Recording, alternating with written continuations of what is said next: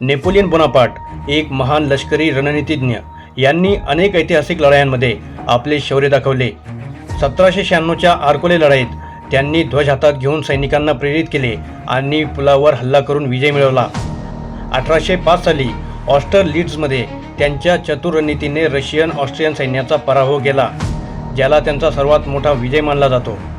1809 मध्ये वाग्राम लढाईत तोफखान्याच्या रणनीतीने त्यांनी ऑस्ट्रियावर वर्चस्व प्रस्थापित केले, पण त्यांना मांजरांपासून भीती वाटण्याची कथा ही एक लोकप्रिय दंतकथा आहे की नेपोलियन 1-2 वर्षाचे असताना ते पलंगावर झोपले असताना एका मांजराने त्यांच्या शरीरावर नखांनी सलग अनेक वार केले।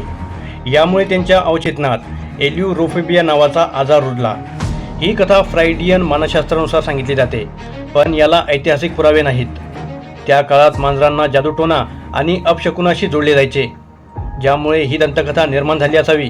ही कथा कदाचित त्यांची प्रतिमा मानवी बनवण्यासाठी होती।